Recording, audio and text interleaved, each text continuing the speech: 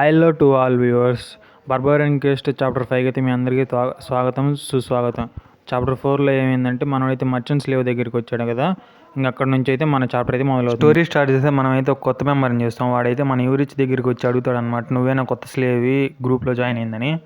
మనోడైతే అవునంటాడు. ఇంక వాడైతే అడుగుతాడు అనమాట, నేను చూస్తే నార్త్నర్లా ఉన్నావు అంటే, లేదు నేను ఫారిన్ కంట్రీస్లో ఉన్నా అని చెప్తాడు. ఇంక వాడైతే అడుగుతాడు అనమాట, నీ సైజు హైట్ చూసి నార్త్నర్ అనుకున్నా అని.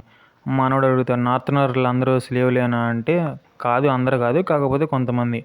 ఎందుకంటే వాళ్ళ ఎక్స్పెక్టేషన్ చాలా 10 years పట్టిందంట వాళ్ళ కంట్రీని ఎక్స్పాండ్ చేయడానికి. మనోడు అడుగుతాడు, ఆ పెద్ద అయిన నార్త్నరా అని. అవును, మన గ్రూప్లో అతను ఒక్కడే నార్త్నరు, నువ్వు బాగానే కనిపెట్టావని. ఇంకా కొత్తడు ఎవడు వస్తాడు, వచ్చి అడుగుతాడు, నువ్వేనా కొత్త కుర్రాడు అని. మనోడైతే ఆన్సర్ ఇస్తాడనమాట, నా పేరైతే కొత్త కుర్రాడు కాదు, నా పేరైతే యూరిచ్ అని చెప్పి. ఇంకో వాడైతే ఏం చెబుతాడంటే, ఈ ట్రూప్లో నేనే మెయిన్ అట్రాక్షన్ అని చెప్పి వాడి గురించి వాడు డప్పు కొట్టుకుంటాడు. ఇంకా మనోడైతే సర్లే నైస్ టు మీట్ యూ అని చెప్పి వెళ్ళిపోతుంటే వాడైతే చెప్తాడనమాట, నువ్వు ఒక బర్బారియన్ కదా, నీ వాసన చూసి కనిపెడుతున్నా అంటే. వాసన ఏ వాసన అంటే, ఒక బీస్ట్ అదే హ్యూమన్ ఫామ్లో ఉన్నట్టు ఆ వాసన నిన్ను చూసి కనిపెడుతున్నా అంటే, సరే నీ ముక్కే నీకు పని తెచ్చిపెట్టేటట్టుందని చెప్పి మనోడు చెప్తాడు. వాడైతే చెప్తాడు, అన్సివిలైజ్డ్ పీపుల్ దగ్గర నుంచి వచ్చే వాసన నీ దగ్గర నుంచి కూడా వస్తుందంటే. ఇంక మనోడైతే చెప్తాడు, ఇప్పుడు ఏంది మన సెల్ఫ్ ఇంట్రడక్షన్స్ చేసుకుంటామని కొద్దిగా ఎక్కిరిస్తాడనమాట మనోడు. ఏం లేదు, నా పేరు డోను, నేను మిలిటరీ దగ్గర ఉన్నాను ఏదేదో మనోడు కొద్దిగా వాడు చెప్పిందే వాడికి మళ్ళీ చెప్తూ కొద్దిగా ఎక్కిరిస్తూ ఉంటాడు. ఇంక మనోడైతే తన గురించి ఇంట్రడ్యూస్ చేస్తుంటాడు.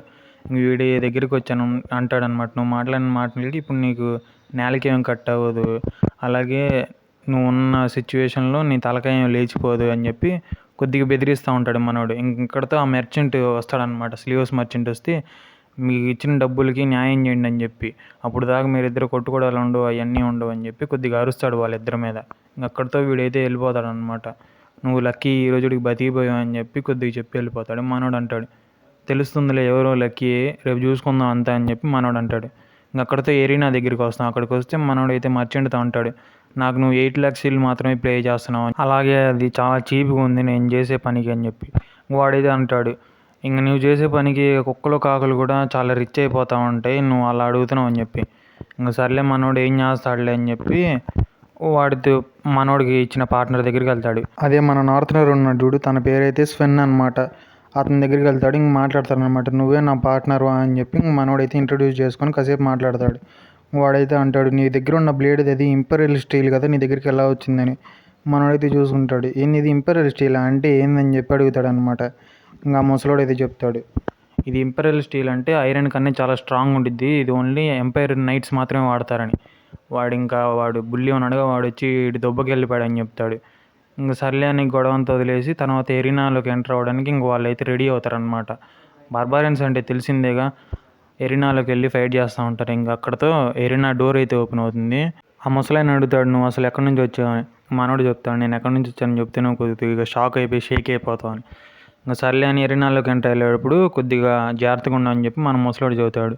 సర్లే ఇంకా చెప్తాడు, ఇంకా ముసలాయన అయితే నన్ను ముసలాయన అని పిలవద్దు, పేరు పెట్టి పిలువు కావాలని.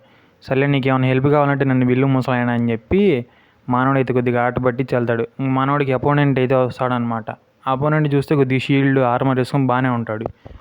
మనోడైతే కొద్దిగా జంపింగ్ చేస్తాడు సైలెంట్గా, వామప్లా చేసి చాలా స్పీడ్గా తన అపోనెంట్ దగ్గరికి వెళ్ళి ఒక్క స్టాప్తో ఇంకా అయిపోతాడు.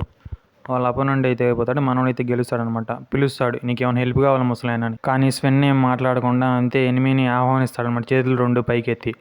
ఎనిమి ఏంటంటే అయిపోయింది అనుకొని చాలా ఫాస్ట్గా తన దగ్గరికి వస్తే ఇంక మన స్వెన్ ఏమో ఒక్క స్టాప్తో అయిపోయింది వాడి పని కూడా.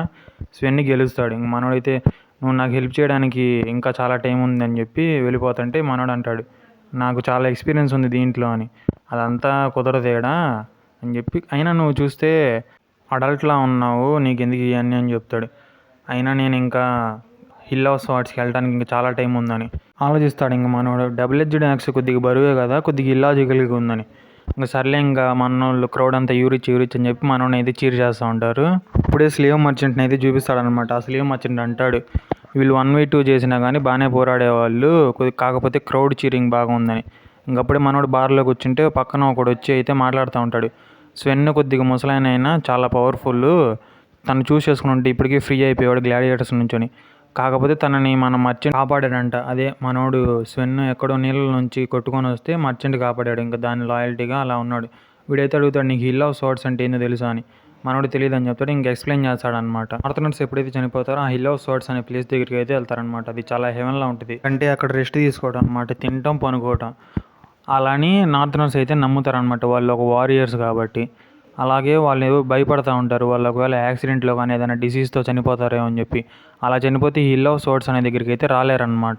యూరిచ్ అయితే ఆలోచిస్తాడనమాట, మా పెద్దలు కూడా ఇలానే చెప్పారు, ఆ స్కై మౌంటైన్ రేంజ్కి అటు పక్కకి వెళ్ళకూడదు, అక్కడ అన్ని సౌల్సే ఉంటాయని.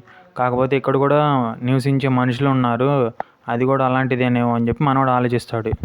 యూరిచ్కి ఒక డౌట్ వస్తుందన్నమాట, తను చనిపోయాక ఎక్కడికి వెళ్తాడని చెప్పి. ఇంకా ఆ డౌట్తోనే తన ఫ్రెండ్ని అయితే అడుగుతాడనమాట, నువ్వు ఒకవేళ చనిపోతే నువ్వు ఎక్కడికి వెళ్తావు అని చెప్పి. వాడైతే చెప్తాడనమాట, సన్ గాడ్ రూ అనే వాళ్ళ దగ్గరికి అయితే మేము వెళ్తాము, అలాగే మళ్ళీ తిరిగి బతుకుతారండి ఇదే వరల్డ్లోకి. అలాగే చెప్తాడనమాట, ఈ కింగ్డమ్లో ఏదైతే ఎంపైర్ కిందకి వస్తుందో వాళ్ళందరూ సోల్ బిలీవర్స్ అని. ఆ సోల్ అనే వాళ్ళు అయితే నేషనల్ రీజన్గా చేసుకున్నారంట, అంటే వాళ్ళు దేవుడితో సమానం అని మన ఫైర్ ఫోర్స్లో చెప్పినట్టు. మనోడైతే చెప్తాడనమాట, నేనైతే స్కైని బిలీవ్ చేస్తాను, మీ దానికంటే చాలా పెద్దది, మీ సన్ కూడా మా స్కైలోనే ఉంటాడని. ఇంకా తనైతే బాగా నవ్వుతాడు, అలాగే చెప్తాడు అది ఇంకా నీ ఇష్టం అని చెప్పి. ఇంకా సర్లే అని చెప్పి తన పేరుని ఇంకా ఇంట్రొడ్యూస్ చేసుకుంటాడు. తన పేరు అయితే బక్మెన్ అనమాట. తను కూడా మనోడిలాగా అయితే స్లేవ్ అనమాట. ఇంకా అక్కడతో చాప్టర్ 5 అయితే ఎండ్ అయిపోతుంది. నెక్స్ట్ ఏం జరగబోతుంది, మనోడు అక్కడతో అందరినీ ఫ్రెండ్స్ చేసుకుంటాడు, ఎలా బతకబోతున్నాడు అనేది ముందు చాప్టర్స్లో అయితే చూద్దాం. మీకు కనుక నచ్చినట్టయితే సపోర్ట్ చేయండి. ఇంకా అందరికీ సేయనోరా.